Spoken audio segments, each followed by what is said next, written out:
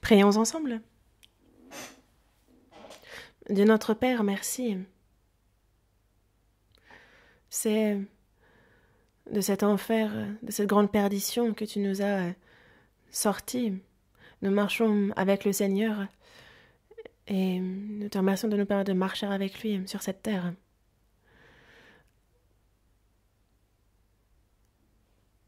Tu nous as donné aussi la grande espérance de pouvoir te retrouver à ton retour. Merci. Merci pour cette grande joie, cette grande espérance que tu nous donnes de pouvoir vivre éternellement avec toi au paradis. Après notre salut, le Saint-Esprit est venu et c'est avec lui que nous marchons. Et quelles que soient les difficultés, quelle que soit la situation, aide-nous à toujours nous appuyer sur toi, Seigneur. Que nous ayons foi en toi et que nous soyons courageux. Actuellement, c'est au niveau mondial que le virus du corona fait souffrir un grand nombre de personnes.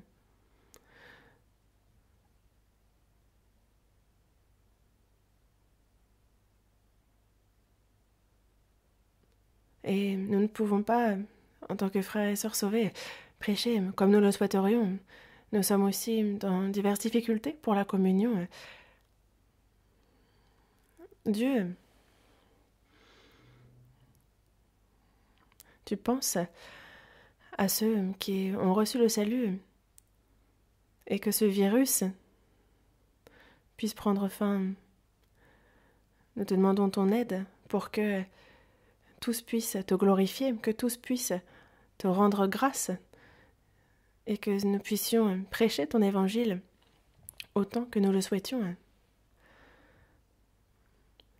Il y a nos frères et sœurs de l'Église de Paris, nos bien-aimés, qu'en cette période, qu'aucun ne recule, qu'aucun ne s'affaiblisse dans son cœur, tient chacun d'eux pour cela, et que dans cette situation de trouble, ils puissent recevoir les bénédictions spirituelles que tu souhaites leur donner en ce moment, que l'on puisse chacun s'examiner soi-même, et que l'on comprenne comment il nous convient de marcher devant toi. S'il y a aussi ceux qui ne sont pas encore sauvés, toutes ces personnes misérables, que notre cœur qui les aime soit toujours plus grand. Aide-nous pour cela. Et il y a nos bien-aimés dans la foi. Fortifie leur cœur, même lorsque nous avons la communion en ligne, même si nous sommes éloignés, que nous puissions, où nous sommes, te servir, que nous puissions prêcher avec courage ton évangile. Aide-nous pour cela. Et que la grâce et que la miséricorde de ton Saint-Esprit puisse accorder à tous les frères et sœurs cette même grâce pour que ce soit avec plus de joie que nous puissions rendre davantage grâce en te servant. Aide-nous pour cela.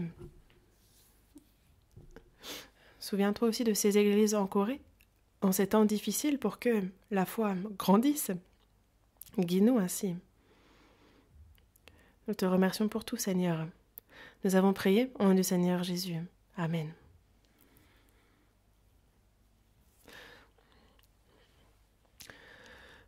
Ouvrons la Bible à la seconde épître de Pierre, chapitre 3, verset 14. Seconde épître de Pierre, chapitre 3, verset 14.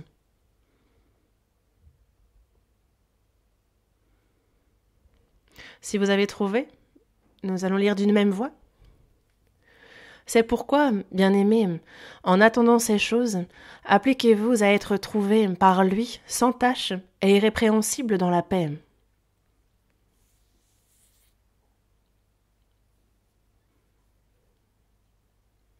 Depuis déjà 2 semaines, c'est sur la foi que nous prenons le temps de réfléchir. Et la foi, pour le salut, est bien la foi la plus importante. On aura beau être zélé dans la vie de foi, s'il n'y a pas une foi certaine concernant le salut, alors, aux yeux de Dieu, ce n'est pas une foi droite. Et si l'on ne peut se rendre dans son royaume, alors mon zèle, ma force, quelle en est l'utilité? C'est bien pour cela que, concernant la foi relative au salut, nous avons déjà réfléchi là-dessus. Et la semaine dernière, nous avons réfléchi à la foi pour la vie de foi, pour la marche. Et à cette heure, aujourd'hui, comme le Seigneur Jésus nous l'a dit dans ce verset, il nous dit « Je viens bientôt ». Et c'est vrai que il est certain que nous vivons à la fin des temps.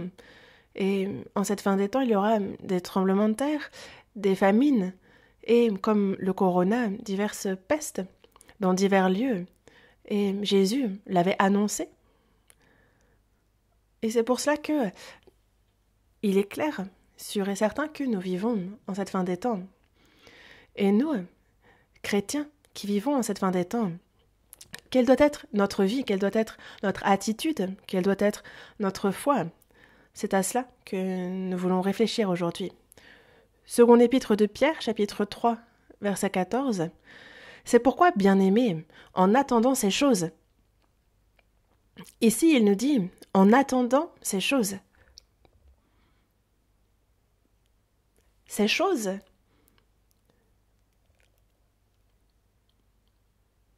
nous parle de ces choses qui annonceront la venue du Seigneur et ces choses qui sont si proches. C'est pourquoi, bien-aimés, en attendant ces choses.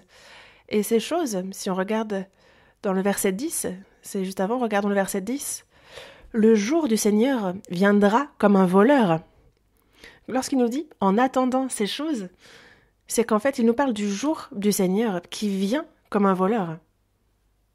En ce jour-là, c'est le jour de son avènement, en ce jour-là, les cieux passeront avec fracas, les éléments embrasés se dissoudront, et la terre avec les œuvres qu'elle renferme sera consumée. On nous parle donc du jugement que connaîtra cette terre. Et c'est vrai que le Seigneur et son retour est vraiment très proche, et nous le savons au moment même où nous vivons, nous en sommes conscients. Et le jour du Seigneur viendra, et alors le jugement viendra avec lui. Dans le verset 11, on le lit ensemble. « Puisque donc toutes ces choses doivent se dissoudre, qu'elles ne doivent pas être la sainteté de votre conduite et votre piété. » Toutes ces choses doivent se dissoudre. Et quelle doit donc être notre attitude?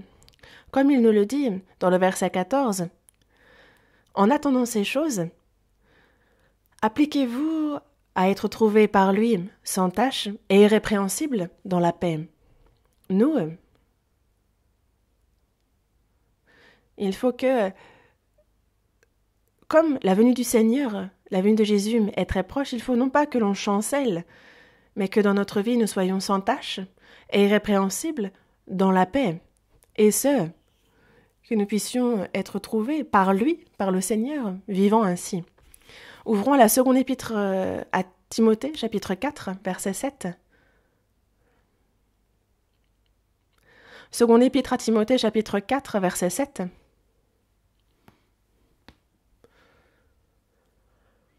Lisons ensemble. « J'ai combattu le bon combat, j'ai achevé la course, et j'ai gardé la foi. » L'apôtre Paul écrit cette dernière épître, cette seconde épître à Timothée, et dans le dernier verset, il parle de sa victoire. « J'ai combattu le bon combat, j'ai achevé la course, et j'ai gardé la foi. » C'est le dernier témoignage de l'apôtre Paul. Et nous aussi, il faudrait que, à notre dernier moment, à la fin de notre vie, nous puissions faire le même témoignage. Ce serait génial, n'est-ce pas? Mais il nous faut pour cela, jusqu'au bout, garder la foi. Et il nous faut toute notre vie. Il y a beaucoup de combats à combattre durant notre vie, mais il faut le combattre jusqu'au bout. Et dans le verset 7, il nous dit « J'ai achevé la course ». L'apôtre Paul avait ce chemin, cette voie à suivre. Il avait sa course. Mais c'est vrai que chacun de nous, sauvés, Dieu nous a aussi confié ce chemin, cette course, propre à chacun. J'ai ma propre course, vous avez votre propre course. Elle est différente pour chacun d'entre nous. Mais il y a cette mission de l'Évangile, cette voie droite que nous avons en commun et que nous suivons. Mais lorsqu'il dit « j'ai achevé la course », c'est qu'il y a pour chacun d'entre nous cette voie de la mission, ce combat, ce bon combat qu'il nous faut combattre jusqu'au bout, cette course qu'il nous faut achever et qui est la foi qu'il nous faut garder. Si nous pouvions avoir ce même témoignage, je pense que ce serait vraiment une très bonne chose. Et c'est pour cela que nous, on approche de la fin.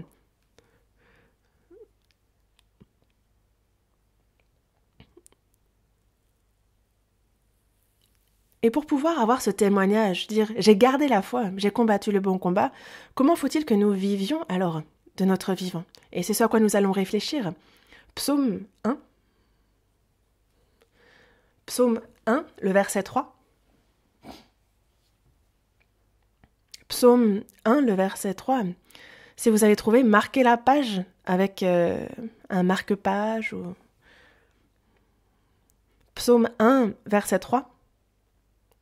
Lisons encore ensemble. Il est comme un arbre planté près d'un courant d'eau, qui donne son fruit en sa saison, et dont le feuillage ne se flétrit point. Tout ce qu'il fait lui réussit. Le psaume 1 nous parle de ceux qui sont heureux. Dans le verset 1, il est dit « Heureux ceux qui ». Et dans le verset 3, il est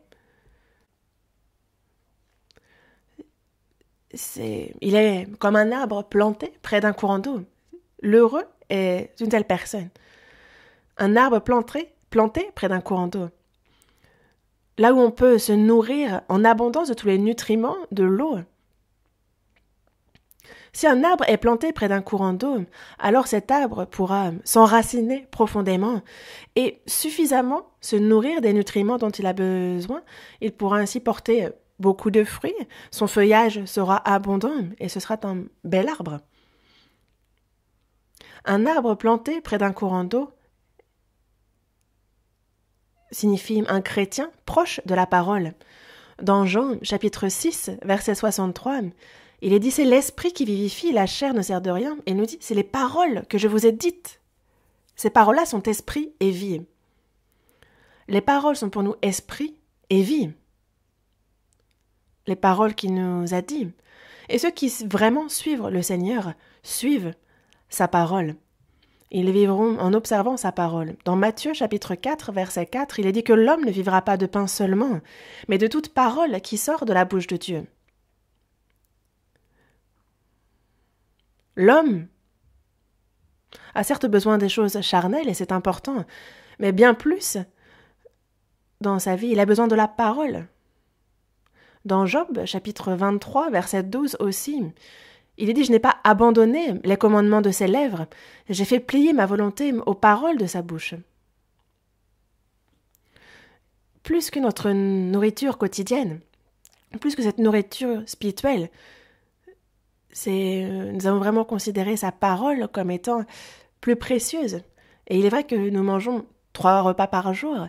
Et c'est vrai qu'en ces temps, c'est difficile, on ne peut pas aller à l'extérieur.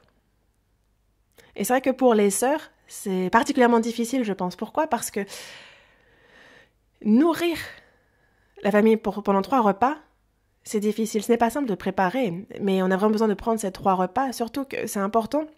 Notre système immunitaire est important et donc il nous faut bien prendre ces 3 repas pour pouvoir également vaincre le virus. Ça aide vraiment. Et donc il nous faut bien prendre ces 3 repas et c'est vraiment important. Même si c'est difficile, on ne loupe pas un repas, n'est-ce pas? Parce que si on en saute un, on a faim et notre ventre gargouille, il appelle pour qu'on lui donne à manger. Et c'est pour cela que ne loupons pas de repas. Parce que même si on ne saute qu'un repas, après on va prendre quelque chose qui traîne, enfin, on va manger. Mais concernant la parole, comment est-ce que nous nous nourrissons de la parole?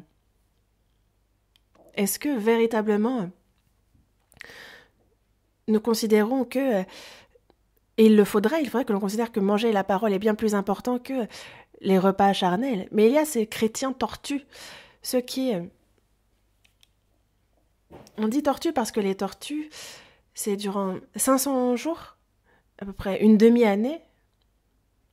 Pendant 500 jours, ils peuvent ne pas manger, ne pas boire, pardon, et pourtant, cela ne leur fait rien. Et il y a ces chrétiens qui ne se nourrissent pas de la parole pendant 500 jours et qui disent « Oh, moi, je vais très bien, cela ne me fait rien. » On peut se poser la question, est-ce que vraiment cette personne va bien ? Il faut examiner, que cette personne s'examine. Est-ce qu'elle ne serait pas en insuffisance alimentaire ? Et c'est vrai que nous, actuellement, nous avons du mal nous ne pouvons pas sortir. Financièrement, cela devient compliqué. On a aussi physiquement des difficultés. On est un peu dans une période compliquée. Mais il y a une raison à cela. Et c'est vrai que le gouvernement nous a donc imposé ce confinement durant 15 jours. Et il faudrait vraiment que on se plonge, que l'on s'arrête sur la parole de Dieu durant ces 15 jours.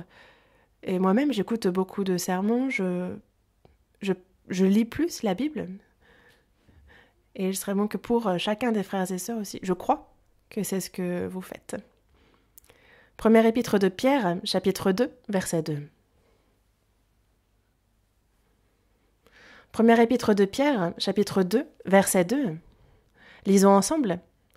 Désirez, comme des enfants nouveau-nés, le lait spirituel et pur, afin que par lui vous croissiez pour le salut. Ici, il nous parle justement de cette croissance pour le salut, car il faut que notre foi grandisse. Et dans ce verset 2, on nous parle d'une foi qui grandit. Mais que nous faut-il manger pour croître ? Il nous faut désirer, comme des enfants nouveau-nés, le lait spirituel et pur.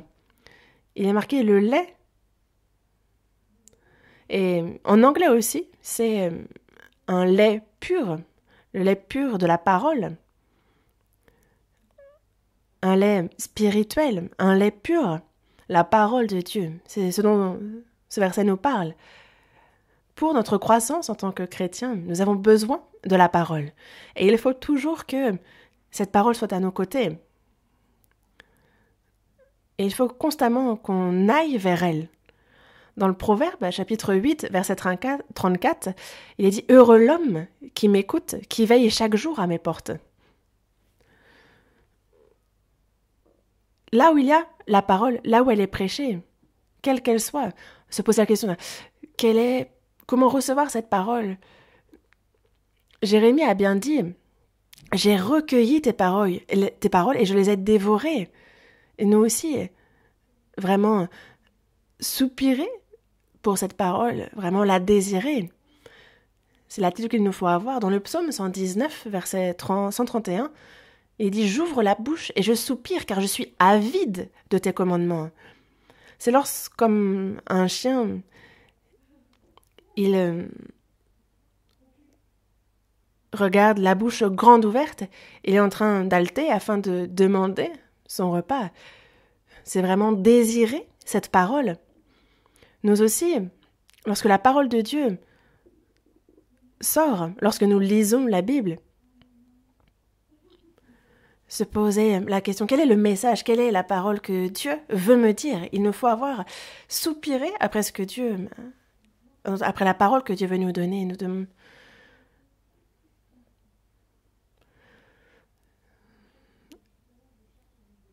Et une personne qui va véritablement attendre que Dieu et se rendre là où la parole est prêchée et qu'il s'attend à la volonté de Dieu envers elle, c'est une personne qui va grandir.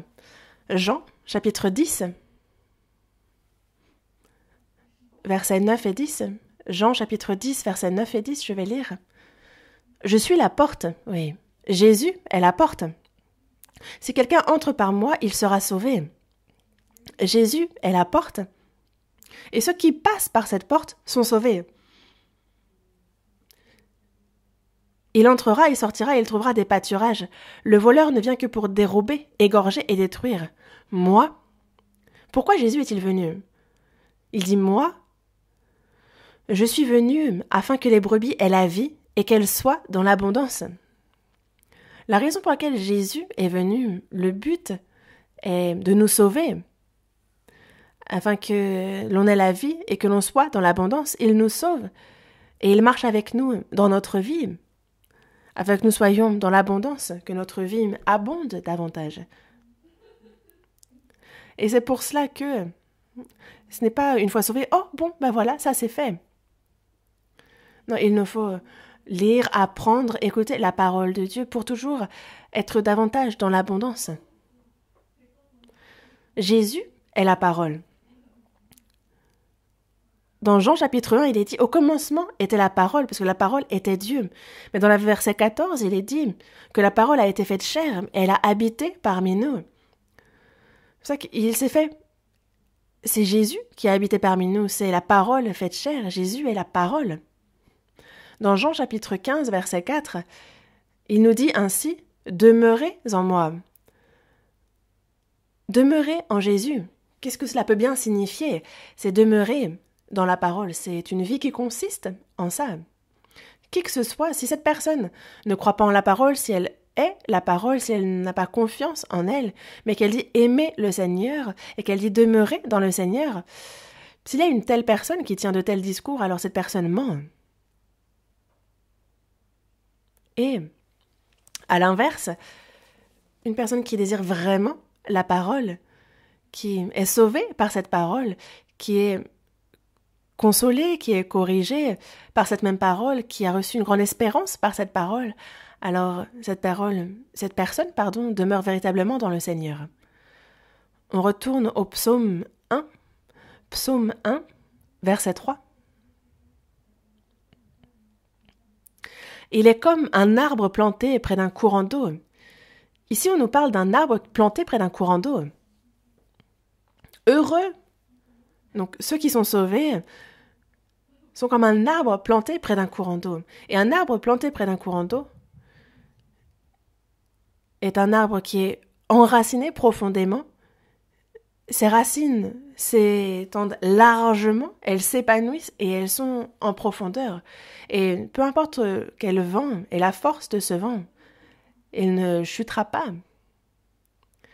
Cet arbre est donc ferme, il est fort, mais pour cela, il faut qu'il soit enraciné profondément et largement.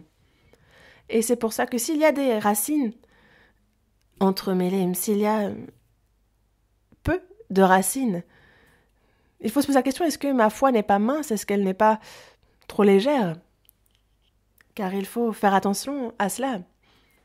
Parce que là où il y a de l'eau, on voit que les arbres s'enracinent. De la même manière, si on désire la parole, si on désire la communion, il y a des gens dont la foi les pousse à chercher ces choses. Et c'est donc bien une foi d'un arbre bien enraciné, des racines profondes. Plus on lit, plus on écoute, plus on fait des communions profondes, plus cette personne est vraiment près d'un courant d'eau. Dans le verset 2, « Mais qui trouve son plaisir dans la loi de l'Éternel et qui la médite jour et nuit ». Ici on voit que heureux sont ceux qui prennent plaisir dans la loi de l'Éternel et qui la méditent jour et nuit. On nous décrit ici l'homme heureux. La méditation est vraiment très importante. Dans la Genèse, chapitre 24, verset 63, on nous parle d'Isaac qui est sorti pour méditer dans les champs. Mais juste avant qu'il ne rencontre Rebecca, que faisait-il, comme ce verset nous le dit? Il est sorti pour méditer dans les champs. Toute personne qui était précieusement utilisée par Dieu ont une particularité. Tous étaient des hommes et des femmes de méditation. Dans Josué chapitre 1, ouvrons à Josué chapitre 1, verset 8.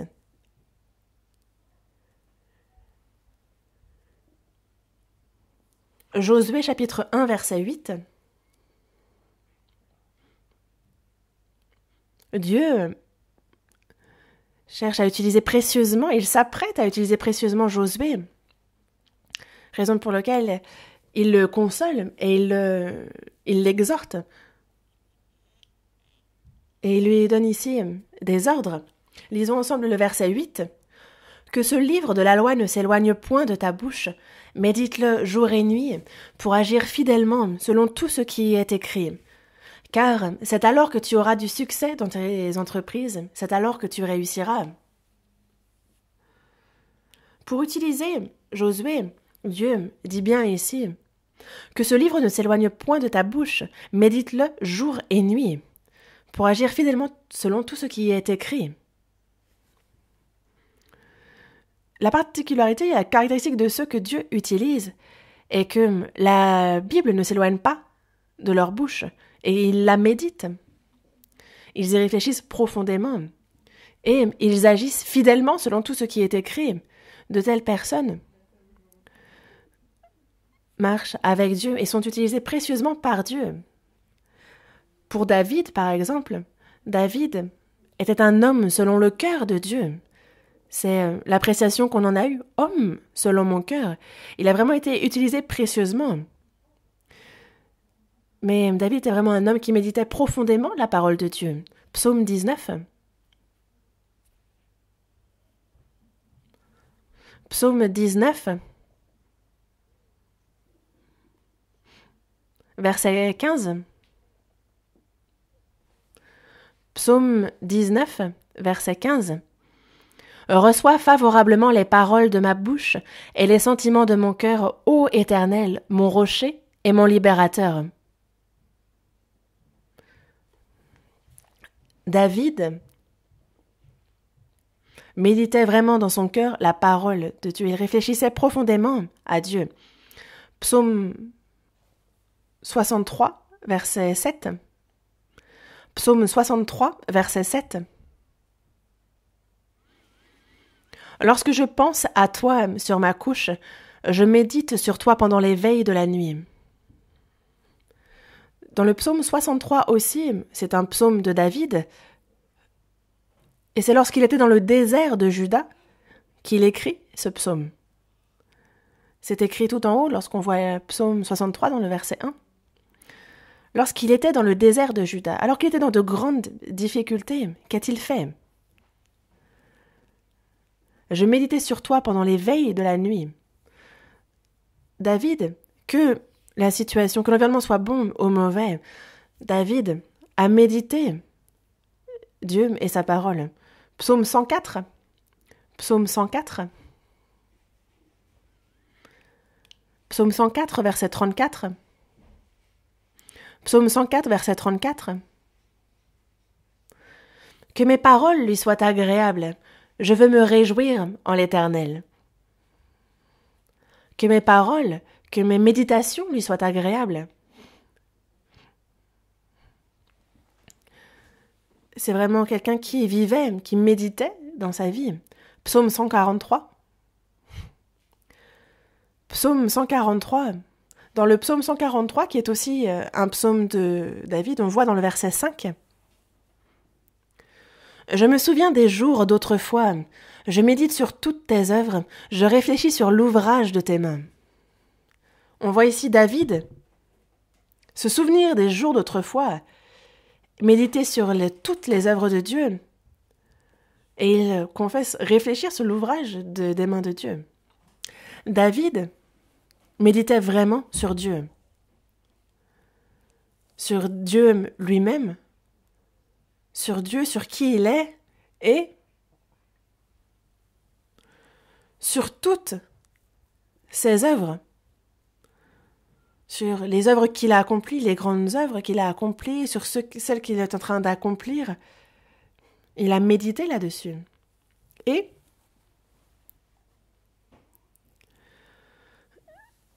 tous ceux qui ont été précisément utilisés par Dieu méditaient. Psaume 119, versets 97 et 99. Psaume 119, versets 97 et 99. Combien j'aime ta loi, elle est tout le jour l'objet de ma méditation. Pour méditer, on doit vraiment désirer la parole du Seigneur.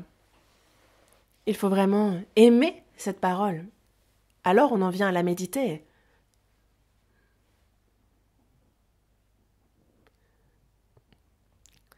si on est en bonne santé.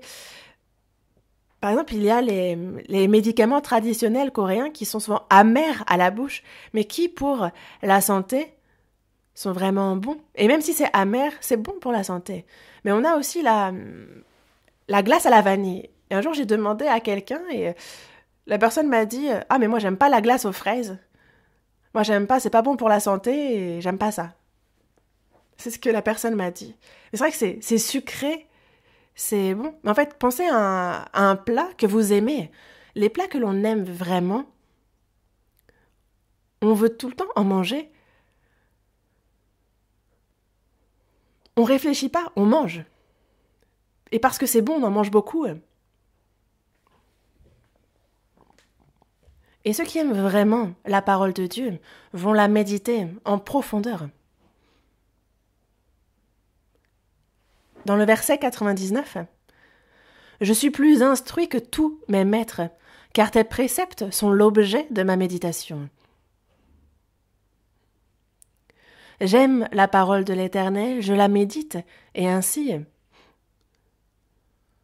c'est par ces méditations que je suis plus instruit que tous mes maîtres. »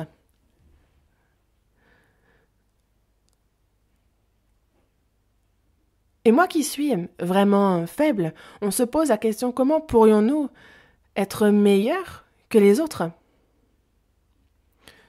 Et nous, en tant que chrétiens, nous sommes vraiment très occupés. Les hommes qui ne sont pas sauvés investissent beaucoup de temps pour eux-mêmes, pour les vacances, pour en profiter, ils vivent vraiment pour eux. Et c'est vrai que si on est en compétition avec ces personnes-là, eux, ils vont se mettre en compétition pour leur propre... c'est pour eux-mêmes qu'ils vont faire les efforts. Mais nous, dès qu'on a le temps, on écoute la parole, on fait la communion. Le samedi, on vient écouter la parole. Le dimanche aussi, comme le mercredi. Et même lorsqu'on n'a pas le temps, on le prend afin de pouvoir lire la parole, pour la méditer. Et c'est vrai que nous, chrétiens, en comparaison avec ceux qui ne sont pas sauvés, nous manquons de temps. Mais comment nous, chrétiens, pourrions-nous alors vaincre?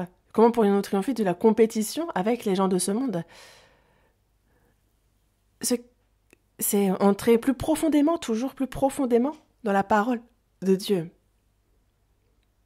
Car si on s'attache à la parole de Dieu, il nous aide véritablement. Et c'est vrai que nous avons moins de temps, nous sommes plus occupés que les gens de ce monde.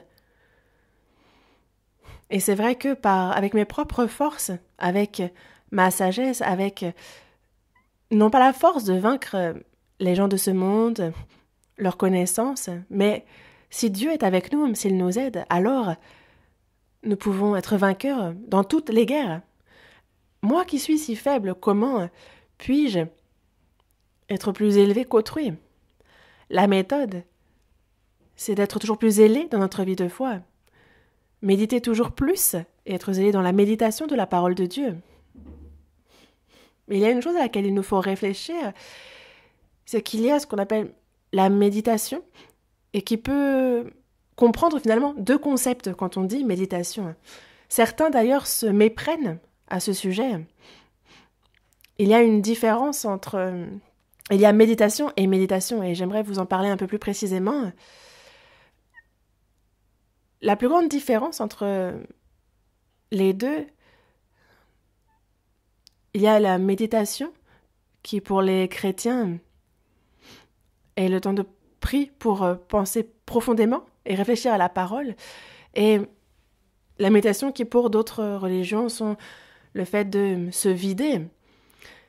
Et c'est vrai que les deux, on dit méditation, on les désigne par ce même terme, mais il y a une différence parce que l'un, ça dépend à qui cela s'adresse. La méditation consiste pour certains à se vider, à jeter des images, à se vider l'intérieur, c'est une contemplation intérieure. Mais la méditation pour les chrétiens, c'est non pas chercher à vider, mais c'est la parole de Dieu.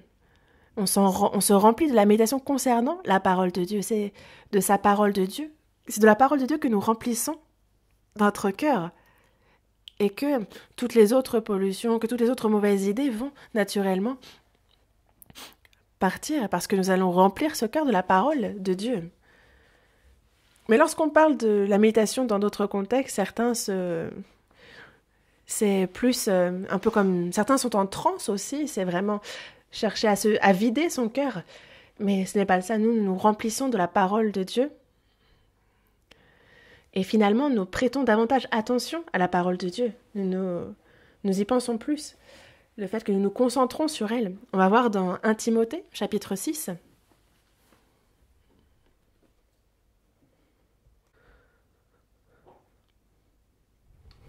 Première épître à Timothée, chapitre 6, verset 3.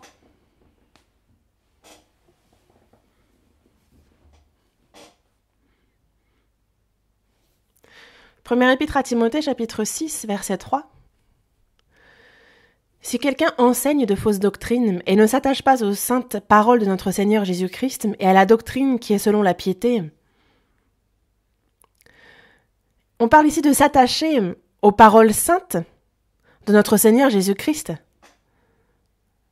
C'est cela, la méditation, c'est ça, se plonger, être absorbé par la parole du Seigneur. Se demander quelle est la volonté de Dieu, celle qu'il veut me donner à travers cette parole, à travers ces versets. Qu'est-ce qu'il a pour moi? Comment mettre en pratique telle ou telle parole? Comment la pratiquer?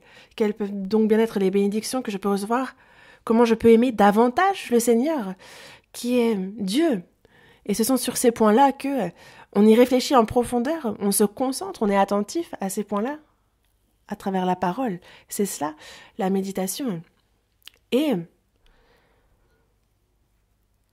dans le psaume 1, dans le verset 3, on nous parle toujours de cet arbre planté près d'un courant d'eau. Et qu'il soit planté près d'un courant d'eau, c'est qu'il est vraiment en union avec le Seigneur. Les nameaux qui sont proches d'un courant d'eau s'enracinent profondément, ils sont proches. Parce que les racines vont aller chercher toujours plus en profondeur l'eau, elles vont être en profondeur et elles vont s'éparpiller, elles vont aller loin, en largeur. Et c'est vrai que ça, il en va de même pour le chrétien qui cherche Dieu toujours plus en profondeur et ça élargit notre pensée sur les côtés. Lorsque la parole demeure en moi, ça signifie bien que le Seigneur est en nous. Et ça, c'est vraiment une union entre moi et le Seigneur.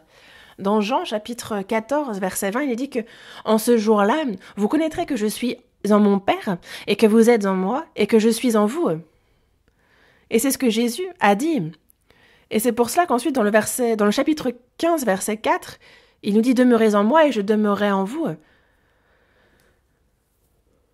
Ce verset, comme nous dit ce verset, si on demeure dans le Seigneur demeure en nous.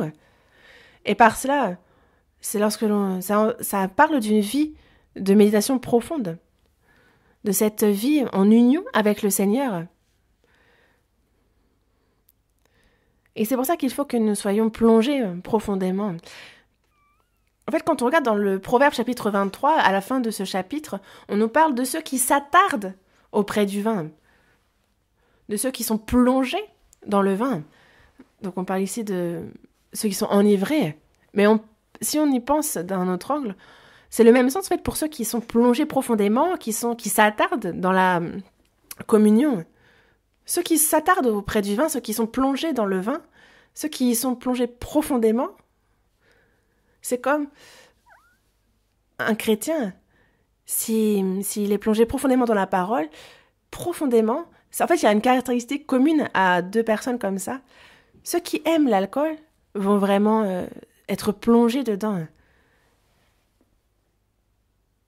Et les chrétiens qui désirent vraiment la parole de Dieu, sa communion, ils entrent profondément dans sa parole. Ils ne peuvent pas faire semblant de vivre une vie de foi. Ils vont entrer en profondeur dans la communion, dans la parole. Et c'est pour ça que lorsqu'ils écoutent la parole,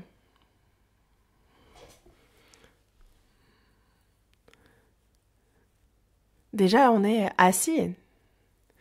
Quand on voit telle ou telle personne assise, on peut voir si cette personne désire vraiment la parole de Dieu. Et on peut le savoir même assez rapidement. Je vous souhaite vraiment d'entrer en profondeur dans la communion. Et ceux qui sont plongés, qui s'attardent près du vin, qui aiment l'alcool lorsqu'ils boivent un verre, on ne peut pas être plongé dans l'alcool si on en boit 1 ou 2 verres. Il faut en prendre beaucoup si on veut pouvoir être plongé dans l'alcool, si on veut s'attarder auprès du vin. Et si on veut qu'il en soit de même dans notre foi, il fait de même. Il y a ceux qui vont lire par exemple la Bible par livre, et certains vont le lire 1 fois, 2 fois, 3 fois. J'ai vu aussi, il y a une personne dans les églises d'Europe qui disait cette année, mon objectif c'est de la lire 7 fois. Et si on veut être plongé dans le vin, il faut en boire régulièrement. Et c'est la même chose si on veut être plongé dans la communion. Il faut continuellement aller vers la parole, lire la parole, rencontrer les frères et sœurs. C'est des choses qu'il nous faut faire régulièrement, souvent. Mais une personne qui s'attarde auprès du vin aime le vin. C'est la raison pour laquelle elle s'y attarde. Mais les personnes qui sont profondément dans la parole aussi, c'est comme une personne qui aime le vin, elle aime boire avec ses amis. Et c'est pareil, une personne qui s'attarde dans la communion, qui est plongée dans la communion, aime ses amis de communion. Une personne qui désire vraiment la communion, si on nous dit tiens, telle ou telle communion, c'est bien, alors la personne va s'y rendre, quelle que soit la communion. Si on nous dit ah, telle réunion des jeunes est vraiment bien,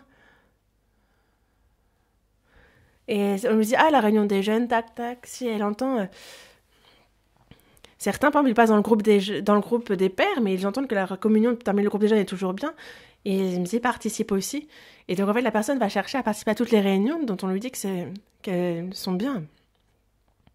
Et ceux qui sont plongés dans l'alcool voient des choses bizarres, étranges, des choses mystérieuses. Mais, lorsque l'on est plongé, lorsqu'on s'attarde dans la communion, alors on voit des choses spirituelles, des choses de Dieu. Et c'est vrai que lorsqu'on boit, on pourra bien nous frapper, on ne souffre pas. Mais une personne qui est plongée dans la communion, on aura beau la persécuter, elle va vaincre ces persécutions, les supporter. Et une personne qui s'attarde près de l'alcool a vraiment une sacrée force.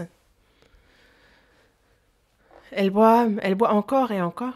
Et en fait, au début, c'est elle qui boit l'alcool, et après, c'est vraiment l'alcool qui la saoule, c'est vraiment... Et alors, la personne a vraiment de la force. Et c'est la force de l'alcool. Raison pour laquelle la personne devient sans crainte, elle devient courageuse. Et une personne qui est suffisamment plongée dans la communion va pouvoir aussi être courageuse, avoir de l'assurance. Et donc, dans le dernier verset de Proverbes chapitre 23, il est dit « Quand me réveillerai-je ? J'en veux encore. » Et nous aussi. Il faut que nous, chrétiens, on désire sa parole, sa communion. Et c'est vrai que nous aussi, quand la communion se termine, on se dit « Ah, c'est quand la prochaine communion ? J'ai encore envie d'écouter, j'ai encore envie de participer à la communion. » Et c'est pour cela qu'on médite la parole. Et il est nécessaire, quand on médite, qu'on médite en profondeur, que l'on soit concentré, que l'on attire toute notre attention à sa parole. Car une telle personne va pouvoir être sans tache et répréhensible jusqu'à la venue du Seigneur. On retourne au psaume 1, verset 3. Verset 3. Il est comme un arbre planté près d'un courant d'eau. On a relu ce passage. Un arbre planté près d'un cours d'eau. Et cet arbre-là, et donc il est fixe, son emplacement est fixe, il est près d'un courant d'eau, il y est planté. Et il tient sa position, parce que c'est là où il y a l'eau qui coule. Il ne va pas quitter cet emplacement. C'est un arbre qui garde sa place. C'est là où il a été planté, c'est là où Dieu l'a planté. Et de la même manière, un chrétien sauvé, vraiment humble, il est planté près d'un courant d'eau par Dieu. Il y a une église où Dieu l'a plantée, près de ce courant d'eau. On va voir dans Juges, chapitre 9. Juges, chapitre 9, versets 8 à 15. Juges, chapitre 9, versets 8 à 15. Je vais lire rapidement. Les arbres partirent pour aller oindre un roi et le mettre à leur tête. Ils dirent à l'olivier, « Règne sur nous ». Mais l'olivier leur répondit, « Renoncerai-je à mon huile qui m'assure les hommages de Dieu et des hommes pour aller planer sur les arbres ?» Et les arbres dirent au figuier, « Viens, toi, règne sur nous. » Mais le figuier leur répondit, « Renoncerai-je à ma douceur et à mon excellent fruit pour aller planer sur les arbres ?» Et les arbres dirent à la vigne, « Viens, toi, règne sur nous. » Mais la vigne leur répondit, « Renoncerai-je à mon vin qui réjouit Dieu et les hommes pour aller planer sur les arbres ?» Alors tous les arbres dirent au buisson d'épines, « Viens, toi, règne sur nous. »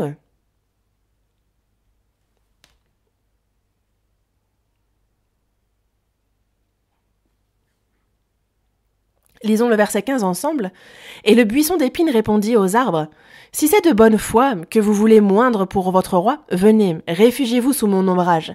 Sinon, un feu sortira du buisson d'épines et dévorera les cèdres du Liban. »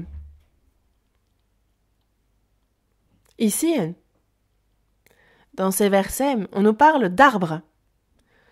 Et c'est une parabole qui est prise à travers ces arbres. Dans le verset 9, on a l'olivier. Dans le verset 10, il y a le figuier. Dans le verset 13, c'est la vigne. Puis, dans le verset 14 et 15, c'est le buisson d'épines. L'olivier, le figuier, la vigne sont de bons arbres, vraiment humbles. Ils gardent bien leur position, leur place. Ces bons arbres savent qu'ils, dans le verset 9, savent qu'il est dit, l'olivier leur répondit, « Renoncerai-je à mon huile qui m'assure les hommages de Dieu et des hommes ?» Il m'assure les hommages de Dieu et des hommes. Et parce qu'il sait cela, il connaît très bien là où il doit être, il connaît sa position. Et à la fin du verset 9, « Comment renoncerai-je à cela pour aller planer sur les arbres ?» C'est un arbre humble. Il y a ce ministère qui lui a été confié, cette fonction, cette place. Et comment y renoncer ? Il n'y renonce pas pour aller planer sur les arbres. Ça, c'est orgueilleux. Il ne renonce pas à sa place, il reste, il garde sa place. Que ce soit l'olivier, le figuier, la vigne, sont de bons arbres qui vraiment ont gardé leur place, qui n'ont pas été orgueilleux et qui se sont assurés les hommages de Dieu et des hommes. Mais on a le buisson d'épines qui, lui, est orgueilleux. Il est dit, réfugiez-vous sous mon ombrage. Un buisson d'épines, même s'il fait de l'ombre, c'est pas pour tout le monde. Imaginez qui peut se réfugier sous son ombrage. Mais lui-même a quitté son emplacement et il a voulu se placer au-dessus des autres arbres. C'est très orgueilleux. La première personne à avoir quitté par orgueil sa position, c'est Satan, le diable. Et on nous en parle. On va chercher dans Jude, chapitre 1, verset 6. C'est juste avant Apocalypse. Jude, verset 6. Jude, chapitre 1, verset 6.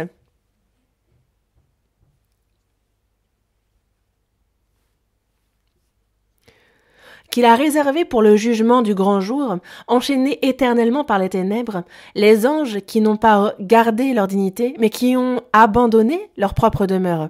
Ici, on nous parle de Satan, du diable, et on nous en dit que c'est un ange qui n'ont pas gardé leur dignité. Ils n'ont pas gagné leur dignité, et ils ont abandonné leur propre demeure. Ils n'ont pas gardé leur position. Et la première personne à avoir fait ça, c'est bien Satan. Et aussi, il y a Lot, qui est entré à Sodome et Gomorrhe, le neveu d'Abraham. Lot aussi a quitté Abraham. Il l'a abandonné, mais c'est finalement Dieu qui l'a abandonné. Il n'a pas gardé sa place. Seconde épître à Timothée, chapitre 4. Seconde épître à Timothée, chapitre 4.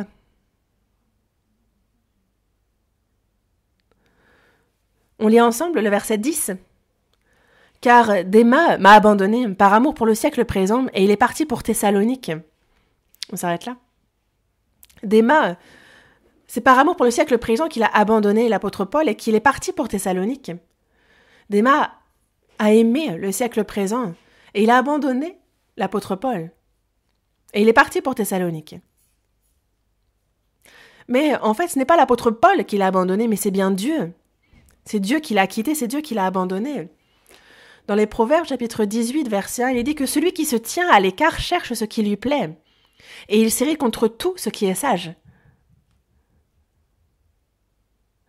Et ceux qui sont comme Déma, ceux qui se tiennent à l'écart volontairement, ce sont ceux qui cherchent ce qui leur plaît.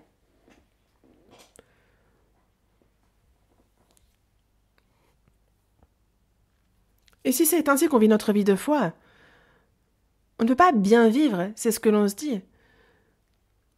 Il y en a qui est ainsi le troupeau. Et on ne peut pas devenir comme Déma. On ne peut pas se tenir à l'écart. Mais quel genre de personnes faut-il devenir alors? Des personnes comme l'apôtre Paul. Car Jésus parlait de choses spirituelles et beaucoup de ses disciples l'ont quitté. Et Jésus dit donc, « Et vous, ne voulez-vous pas aussi vous en aller ?» Et Pierre dit, « Seigneur, à qui irions-nous? Tu as les paroles de la vie éternelle. »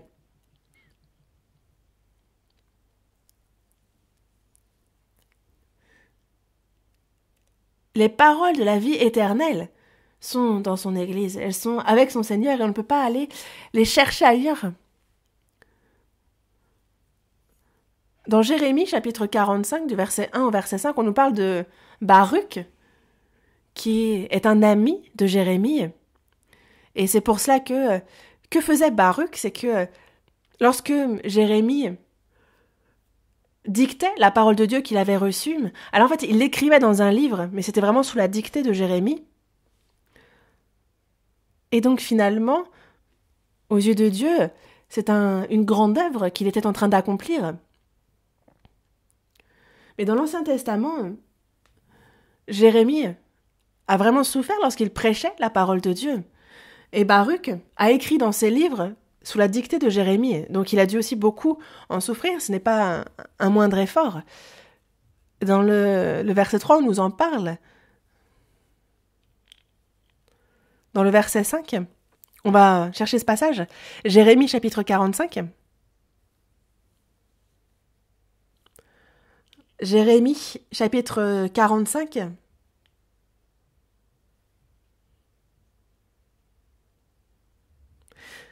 Jérémie chapitre 45.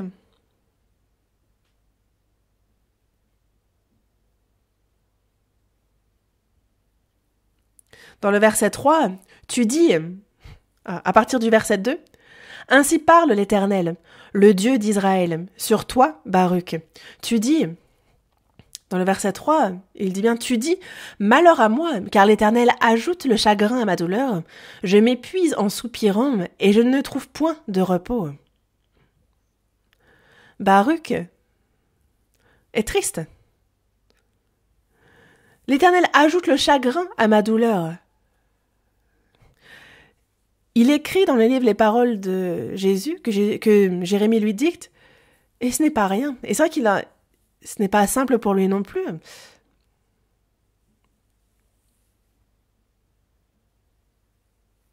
Dans le verset 5, Dieu continue en disant « Et toi, rechercherais-tu de grandes choses ?» Dans ce versant, « Et toi, recherches-tu de grandes choses, de grandes œuvres ?» Dieu parle ici de grandes œuvres. En fait, il parle de territoire, de terre ici.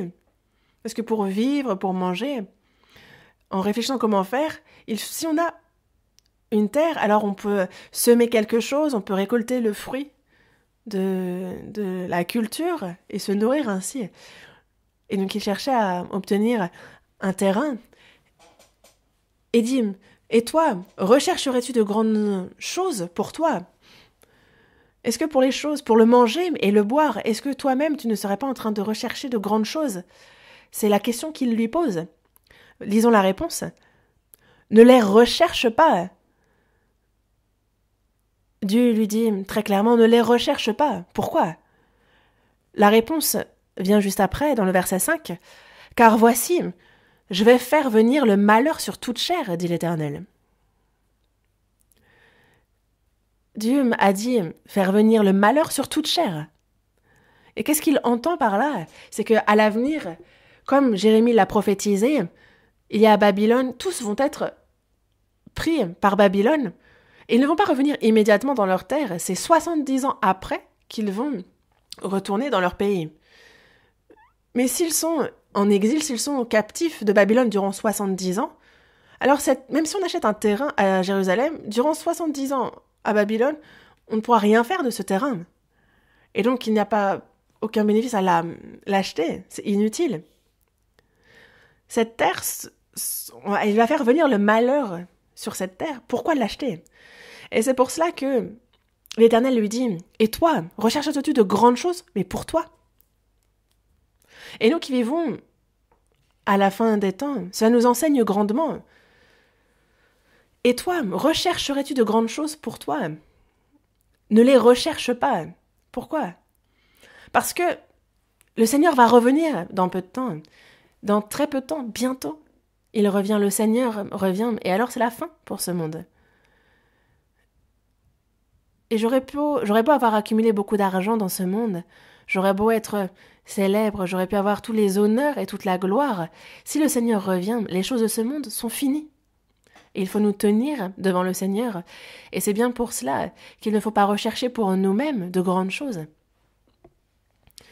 Cela ne signifie pas pour autant qu'en vivant dans ce monde, il ne faut pas faire d'affaires pour gagner son pain. Ce n'est pas ce qui est dit. Il ne faut pas se méprendre, il n'y a pas de malentendu. Ce n'est pas ce qui est dit.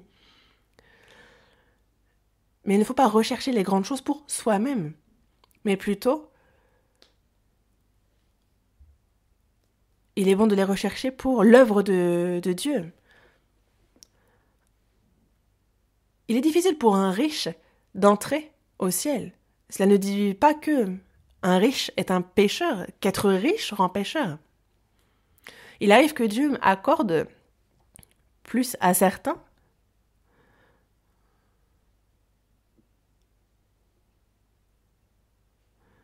mais une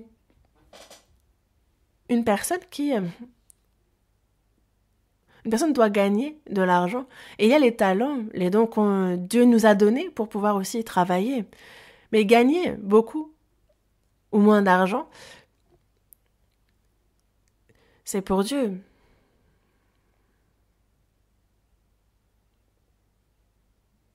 Mais si ces revenus ne sont que pour moi, ma famille, si j'utilise tout cet argent, si je l'accumule pour moi et pour ma famille, alors c'est vraiment pour moi que je recherche ces grandes choses.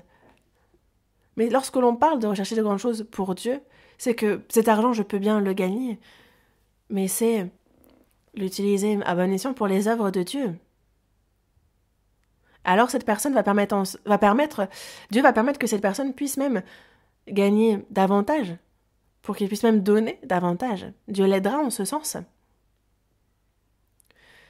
Et si on recherche donc les grandes choses, non pas pour nous, mais pour le Seigneur, pour l'Évangile, alors Dieu nous bénit même davantage. Et le Seigneur revient bientôt. Et on voit donc bien avec quel cœur et quelle attitude avec quel état d'esprit il nous faut aborder cela. Et il faut vraiment que l'on soit humble, que l'on soit obéissant, que l'on s'aime les uns les autres, que l'on se serve les uns les autres. Là où nous avons été plantés, c'est l'Église, et c'est là où il y a humilité, amour, obéissance. Et c'est ce qu'il nous faut reconnaître. Et il ne faut pas quitter cette position, cet emplacement. Là où nous avons été semés par Dieu, et c'est pour nous chrétiens le meilleur et l'emplacement le plus sûr.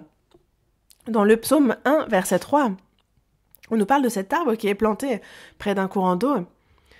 C'est vraiment un arbre qui est sûr. Et cela nous parle des chrétiens qui ne chancellent pas. Dans Éphésiens, chapitre 4, verset 14, on nous parle que il y a ceux qui sont comme des enfants, qui sont flottants et emportés à tout vent de doctrine. Et ça, c'est par la tromperie des hommes, par leur ruse dans les moyens de séduction. Il y a donc les gens qui sont flottants, qui sont emportés à tout vent de doctrine.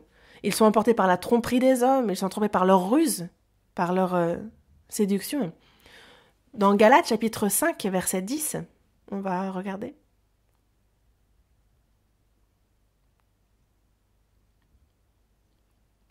Galates chapitre 5, verset 10.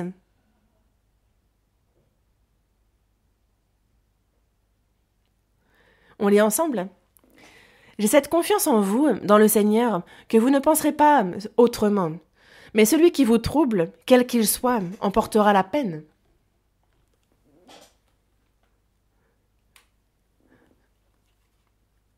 Et ne pas chanceler, c'est ne pas penser autrement. Et si on regarde ici, on nous parle de celui qui nous trouble. Il y a des troubles à l'extérieur et à l'intérieur. Et c'est pour cela que un arbre qui est planté près des courants d'eau est un arbre qui est à un emplacement stable, sûr. Et cela nous parle des chrétiens qui ne chancellent point. Dans la première épître aux Thessaloniciens, chapitre 3, verset 3, on nous parle que, afin que personne ne fût ébranlé au milieu des tribulations présentes. C'est vrai que lorsqu'une tribulation arrive, tout le monde peut être ébranlé. Mais lorsque nous sommes au milieu des tribulations, il y a ceux qui sont vraiment ébranlés, qui sont vraiment chahutés. Mais si l'on est enraciné profondément, si l'on est planté près des courants d'eau et enraciné en profondeur, les chrétiens qui sont enracinés dans la parole, c'est comme cet arbre, ils ne chancelleront pas. Et c'est ce que souhaite le Seigneur, que nous ne chancellions pas. C'est ce qu'il souhaite, que nous ne soyons pas ébranlés, quoi qu'il arrive.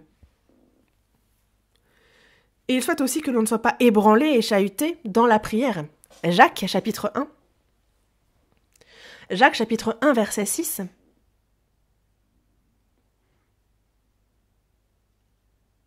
Jacques, chapitre 1, verset 6. Versets 6 à 8, lisons ensemble. Mais qu'il la demande avec foi, sans douter, car celui qui doute est semblable au flot de la mer, agité par le vent et poussé de côté et d'autre. Qu'un tel homme ne s'imagine pas qu'il recevra quelque chose du Seigneur. C'est un homme irrésolu, inconstant dans toutes ses voies. Le Seigneur se réjouit de nos prières qui ne doutent point. Abraham, il était prêt d'avoir 100 ans. Il était vraiment âgé.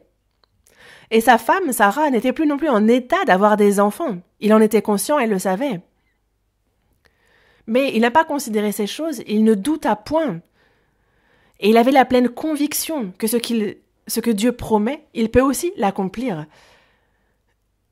Et Abraham a donc ainsi prié avec foi, une foi qui ne doute point.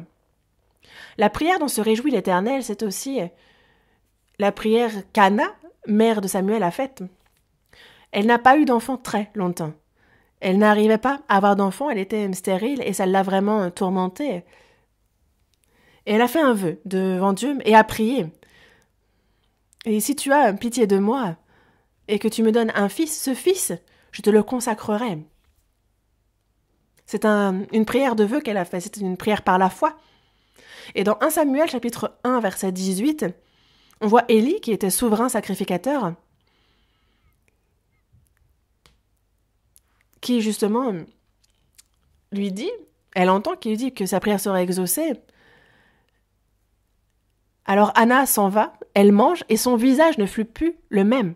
Elle prie avec foi. Et Dieu s'est réjoui de cette prière. Et un autre type de prière dont se réjouit Dieu, c'est la prière de Jacob. Jacob prie lorsqu'il est au gué de Jabok, et il lutte, et c'est son talon qui flanche, et c'est une lutte avec Dieu. Et on l'a vu lutter, on l'a vu prier, sans se reposer, sans cesse. Et c'est de cela dont se réjouit aussi Dieu. Et on va voir dans Luc chapitre 1 aussi, on va voir d'autres prières dont se réjouit l'Éternel.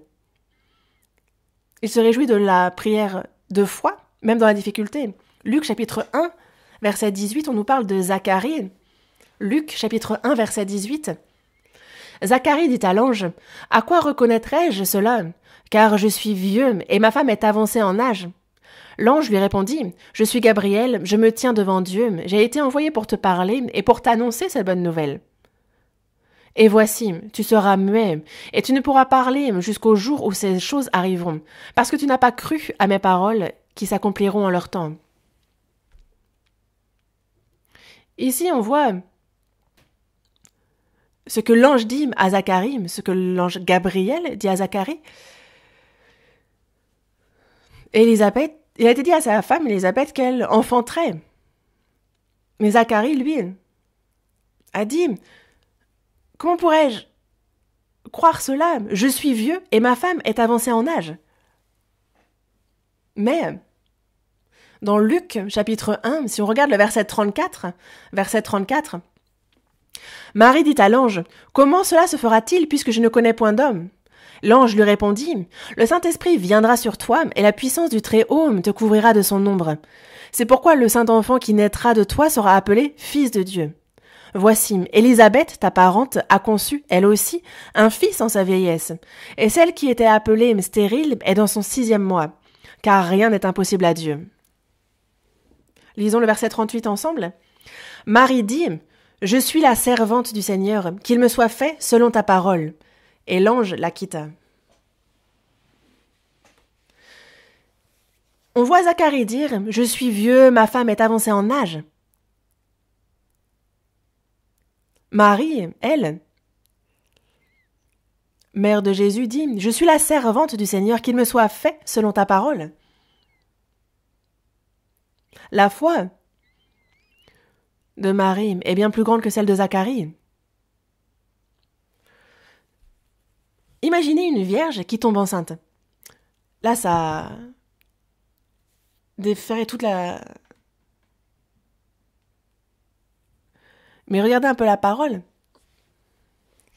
Elle dit, « Je suis la servante du Seigneur, qu'il me soit fait selon ta parole. » Et nous aussi, il faut que comme Marie, nous ayons des prières faites avec foi. C'est ce qui vraiment réjouit Dieu. Et dans Luc chapitre 18, on voit aussi apparaître une veuve. Et elle prie. Et c'est une prière qui a vraiment réjoui Dieu. Elle n'a pas cessé de prier. Et c'est pour nous montrer qu'il faut toujours prier et ne point se relâcher. Dans cette région, il y avait un juge qui vraiment était un juge inique. Il ne craignait point Dieu, il n'avait d'égard pour personne, mais cette femme voulait vraiment qu'on lui fasse justice de sa partie adverse. Et elle venait de lui dire, « Fais-moi justice de ma partie adverse. » Et le juge a refusé. Mais la veuve n'a pas abandonné. Elle l'a importuné. Elle est venue chaque jour lui rompre la tête. Et c'est pour ça que le juge s'est dit, « C'est vrai que je ne crains pas Dieu, mais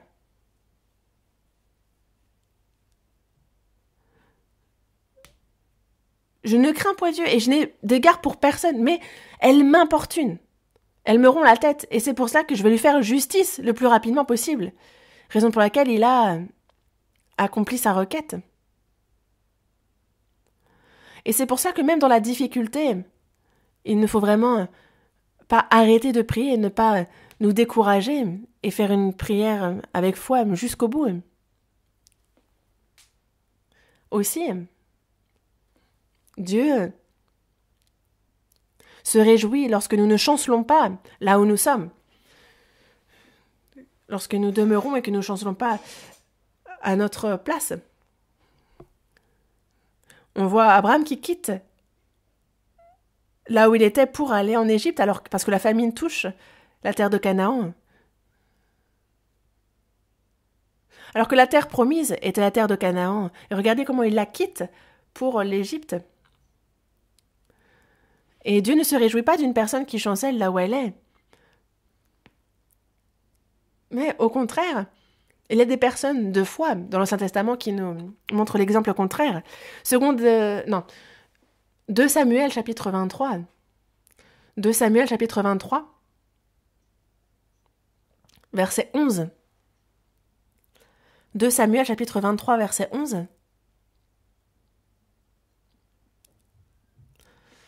Je vais lire le verset 11. Après lui, Shamma, fils d'Agem, d'Arar, les Philistins s'étaient rassemblés à l'Échi. Il y avait là une pièce de terre remplie de lentilles, et le peuple fuyait devant les Philistins. Lisons ensemble le verset 12. Shamma se plaça au milieu du champ, le protégea et battit les Philistins. Et l'Éternel opéra une grande délivrance. Ici, on nous parle de Shamma, qui est un des soldats de l'armée de David. Et Shamma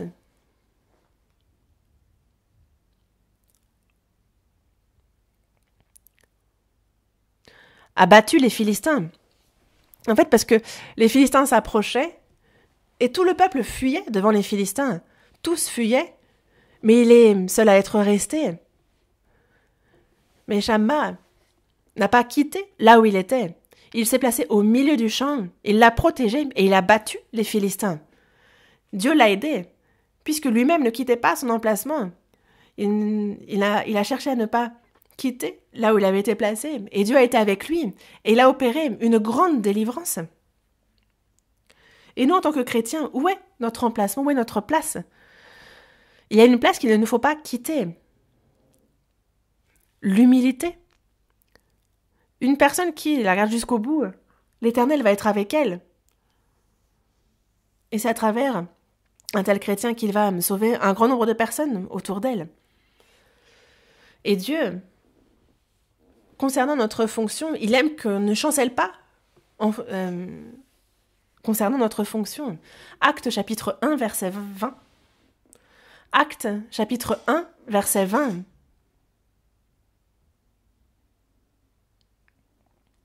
On nous parle ici de Judas Iscariote.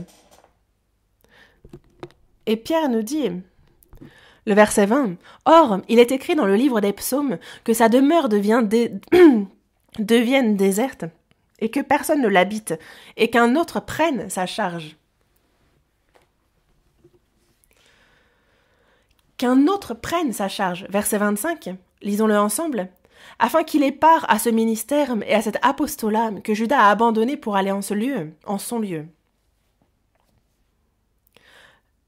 Judas Iscariote a abandonné son ministère. Il a abandonné sa fonction, son ministère. Dans Colossiens chapitre 4, verset 17, on nous parle de Archippe.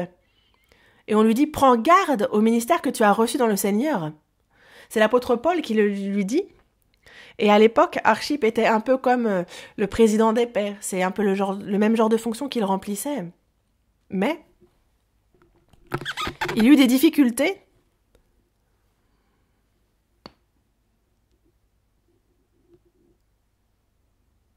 Et il avait peut-être à cœur de reculer, d'abandonner ses fonctions, raison pour laquelle Paul lui a dit en particulier « Prends garde au ministère que tu as reçu. » Et c'est ce qu'il nous faut faire également. Et il y a Déma qui a abandonné, qui a laissé l'apôtre Paul. Ils marchèrent avec lui et en route il s'est dit « Je vais y rester si ça continue. » Ça doit être difficile, car ce sont les persécutions qui suivent. On a l'impression qu'on va y rester, qu'on va mourir. C'est pour cela qu'il a abandonné l'apôtre pour suivre le monde.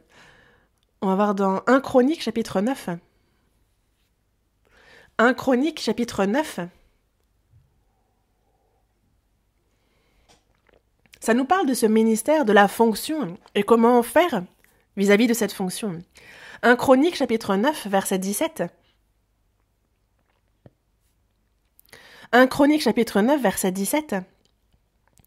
Et les portiers, on nous parle ici des portiers, on nous parle de portiers. Verset 23. Eux et leurs enfants gardaient les portes de la maison de l'Éternel, de la maison de la tente.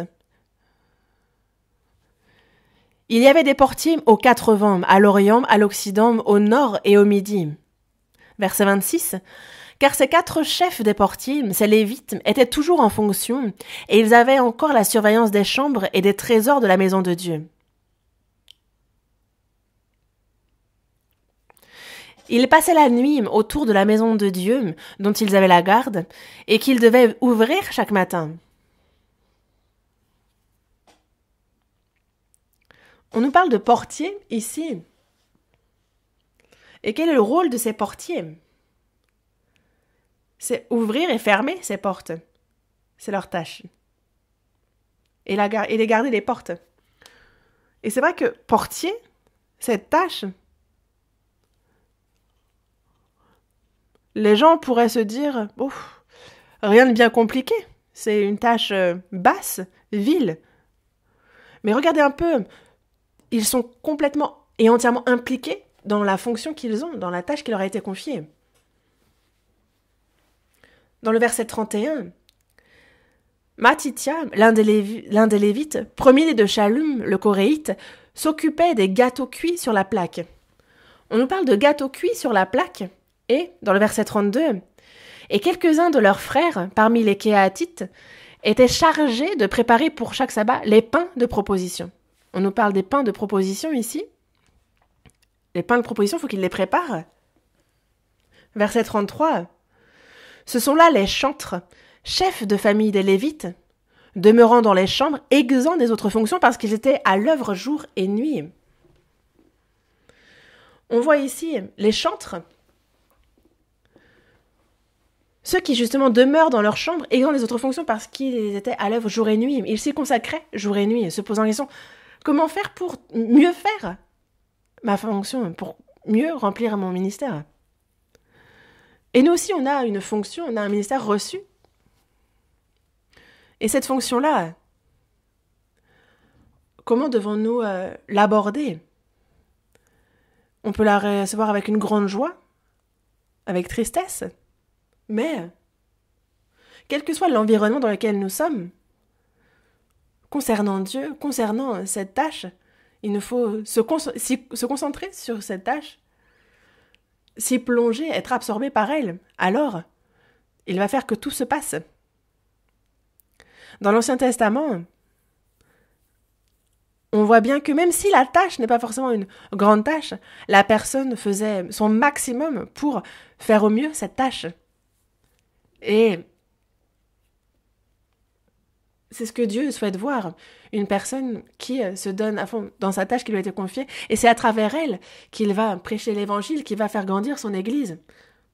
Et il faut que chacun ait ce sens des responsabilités, de la mission vis-à-vis des tâches qui lui sont confiées. Et ce que Dieu veut aussi, c'est que notre cœur ne soit pas ébranlé, que nous ne chancelions pas dans notre cœur.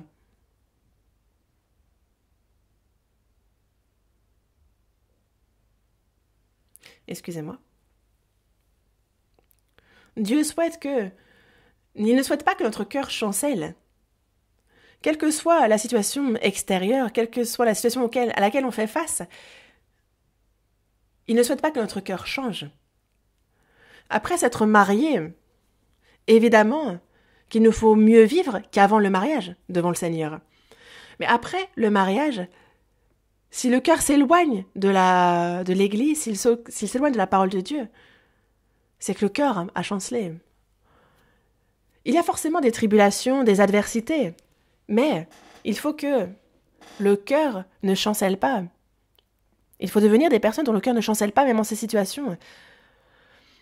Il ne faut pas reculer quand les difficultés arrivent.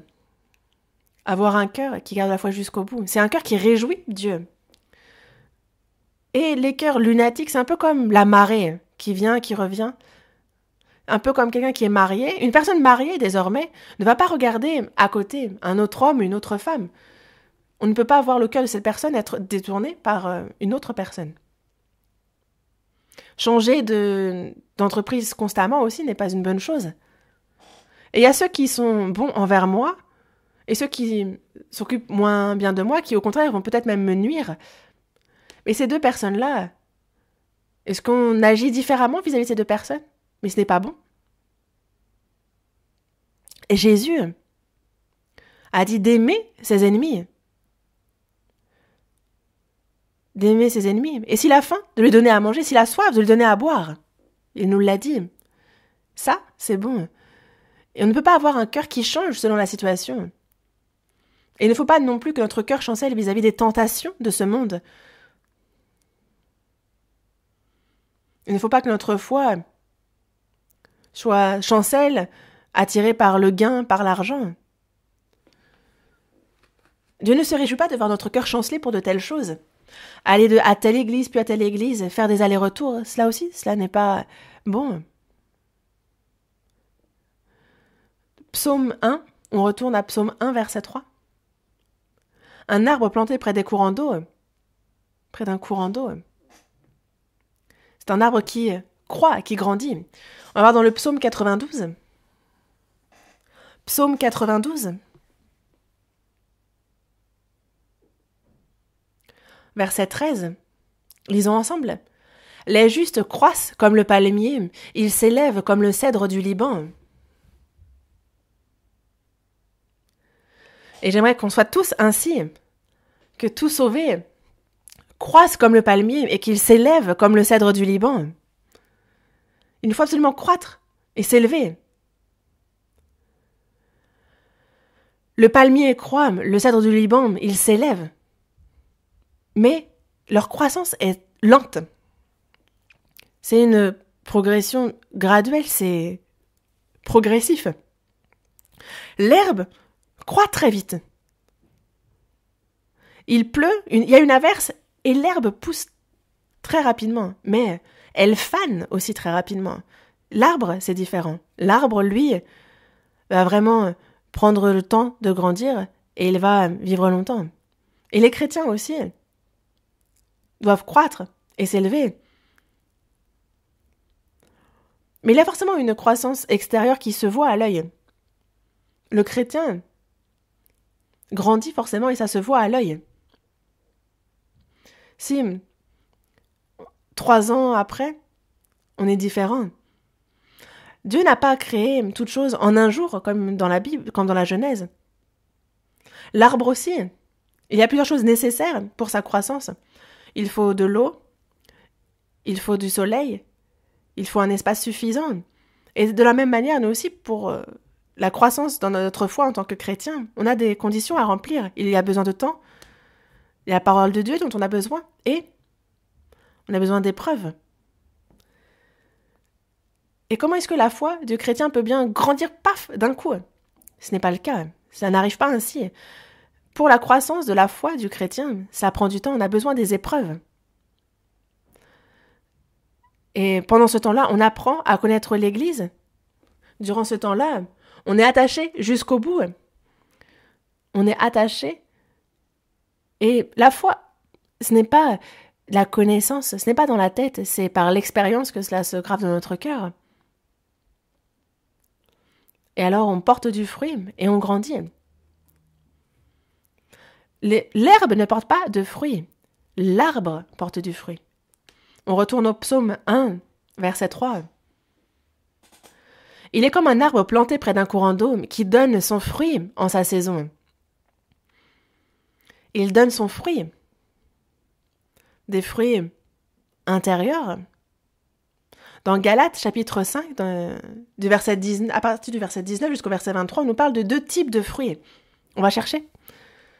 Galates, chapitre 5. Galates, chapitre 5. Du verset 19 au verset 23. Dans le verset 19, on nous parle des œuvres de la chair. Et dans le verset 22, on nous parle du fruit de l'esprit. Les œuvres de la chair, ce sont les fruits de la chair. Et dans le verset 22, le fruit de l'esprit. Verset 19. Or, les œuvres de la chair sont manifestes, ce sont l'impudicité, l'impureté, l'indissolution. Dans le verset 20, l'idolâtrie, la magie, ici c'est lié à Dieu, l'œuvre de la chair, mais vis-à-vis de Dieu. Les inimitiés, les querelles, les jalousies, les animosités, les disputes. Ici c'est dans nos relations, les uns avec les autres. Les divisions, les sectes, ça c'est les fruits du péché religieux, verset 21. L'envie, l'ivrognerie, les excès de la table, les choses semblables, ça ce sont, dans notre vie personnelle, individuelle, les œuvres de la chair, ces péchés-là. Et au contraire, il y a le fruit de l'esprit dans le verset 22. Mais le fruit de l'esprit, c'est l'amour, la joie, la paix. L'amour, la joie, la paix sont des choses liées à Dieu. Le fruit de l'esprit lié à Dieu. La patience, la bonté, la bénignité, celles-ci sont liées dans les relations avec les autres. La fidélité, la douceur, la tempérance. Et cela, c'est dans notre vie individuelle, le fruit que nous portons. Et ces fruits-là, il y a aussi il y a les fruits de l'extérieur aussi, l'évangélisation évidemment. Dans Jean chapitre 4, verset 36, il dit que celui qui moissonne reçoit un salaire et il amasse des fruits pour la vie éternelle. Il y a les fruits qu'on amasse pour la vie éternelle, ce sont les fruits de l'évangélisation. Et dans Matthieu chapitre 13, verset 23, on nous parle que lorsque la semence est reçue dans la bonne terre, alors un grain en donne 100, un autre 60 et un autre 30. On nous parle aussi donc de l'évangélisation. Dans 1 Corinthiens, chapitre 16, verset 15 aussi, on nous parle de Stéphanas, qui est le prémisse de l'Achaïe. On nous parle donc de ce fruit de l'évangélisation. Et dans Romains chapitre 15, on va voir, dans Romains chapitre 15, verset 25, Romains chapitre 15, verset 25, jusqu'au verset 28, « Présentement, je vais à Jérusalem pour le service des saints. » Verset 26, on le lit ensemble. « Car la Macédoine et l'Achaïe ont bien voulu s'imposer une contribution en faveur des pauvres parmi les saints de Jérusalem. » Verset 28, on lit ensemble. « Dès que j'aurai terminé cette affaire et que je leur aurai remis ces dons, je partirai pour l'Espagne et je passerai chez vous. » Dans le verset 26, on nous parle de ceux de la Macédoine et de l'Achaïe qui ont bien voulu s'imposer une contribution en faveur des pauvres parmi les saints de Jérusalem. Et dans le verset 28, on dit que cette affaire, on nous parle de ses fruits, on nous parle de ses dons. La situation de l'église de Philippe était compliquée, mais ils avaient à cœur, un grand cœur pour vouloir aider. Et ils ont porté des fruits agréables à Dieu. Et c'est vrai que nous ne nous réunissons pas à cause du virus. On ne va pas à l'église et donc certainement que les occasions de faire les offrandes sont moins nombreuses. Mais il nous faut prier pour l'évangile, pour l'église. Et c'est par virement bancaire que l'on peut faire les offrandes. Et ce sont des fruits agréables à Dieu aussi. Et il nous comble. Les dons aussi sont des fruits agréables à Dieu. Et dans Hébreux chapitre 13, verset 15, il nous parle d'un sacrifice de louange.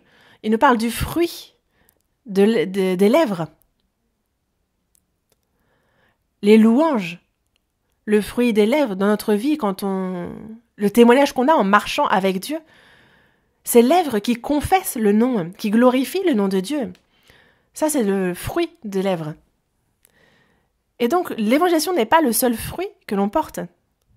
Il y a le fruit des lèvres, les fruits de l'évangélisation, les fruits dans notre vie, en marchant avec Dieu. Tout cela sont des fruits que l'on porte dans notre marche. Psaume 23. Psaume 1, verset 3. Il est comme un arbre planté près d'un courant d'eau qui donne son fruit en sa saison et dont le feuillage ne se flétrit point. Tout ce qu'il fait lui réussit. Le feuillage ne se flétrit point. Que ce qu'il la sécheresse, le feuillage ne se flétrit point. Pourquoi? Il est guidé par Dieu. Il est aidé. Dans le psaume 23, il dit « Quand je marche dans la vallée de l'ombre de la mort, je ne crains aucun mal, car tu es avec moi. Ta houlette et ton bâton me rassurent. Dans le psaume 34, il est dit que les lionceaux éprouvent la disette et la faim, mais que ceux qui cherchent l'Éternel ne sont privés d'aucun bien. Pourquoi ? Car l'Éternel il exauce au temps de la grâce, comme il nous l'a dit. Quelle que soit la situation, quel que soit le lieu, l'Éternel est avec nous, il nous aide, il nous comble en toutes choses, il nous aide. Que l'on soit sous la chaleur, que l'on soit dans la sécheresse, quelle que soit la situation, quelles que soient les difficultés en tant que chrétiens que nous rencontrons, nous n'avons rien à craindre et il nous faut seulement avoir nos regards portés sur Dieu car il est notre aide. Dans le désert, on voit Dieu qui leur a donné la manne au peuple d'Israël. Lorsque Élie n'avait plus rien à manger, c'est par un corbeau qu'il a apporté de quoi à manger et boire à son prophète. Et nous, comment nous faut-il faire alors ? Nous avons été sauvés. Et il nous faut s'enraciner profondément dans le Seigneur. Et c'est dans sa parole, dans l'Église, qu'il nous faut entrer profondément, qu'il nous faut nous enraciner. Car c'est là où il nous guide, c'est là où il nous aide. C'est là où il nous nourrit, où il nous fortifie. Et un jour, le Seigneur revient. Et ce monde devient de plus en plus compliqué, de plus en plus difficile. Et ça ne va pas aller en s'arrangeant. Mais lorsque nous sommes toujours enracinés plus profondément dans la communion, dans son Église, alors c'est sa grâce qui nous aide. Psaume 1, verset 1. Heureux ceux qui... Lisons ensemble le verset 3. Il est comme un arbre planté près d'un courant d'eau, qui donne son fruit en sa saison, et dont le feuillage ne se flétrit point. Tout ce qu'il fait lui réussit. Jusqu'à ce que le Seigneur revienne, il nous faut nous tenir fermement à cette foi et vivre avec enthousiasme et se réjouir de notre vie de foi ensemble. Prions. Dieu, merci. Tu nous as sauvés et tu nous as donné l'espérance de ton royaume, merci. Et aussi sur cette terre, tu marches avec nous, Seigneur, et tu nous remplis abondamment. Nous y croyons et nous t'en remercions. Nous marchons avec le Saint-Esprit et nous ne craignons à rien. Nous nous appuyons sur toi, Seigneur. Aide-nous afin que nous nous appuyions toujours davantage en toi. Que nous puissions être plongés dans ta parole et que nous y prêtions une attention profonde pour que nous puissions être rétablis dans notre cœur et que notre vie abonde davantage, que nous vivions ainsi en tant que frères et sœurs. Et les temps sont difficiles, mais que nous soyons devant toi, sans tache et irrépréhensibles. Pour cela, garde chacun d'entre nous et aide chacun d'entre nous. Nous avons prié au nom du Seigneur Jésus. Amen.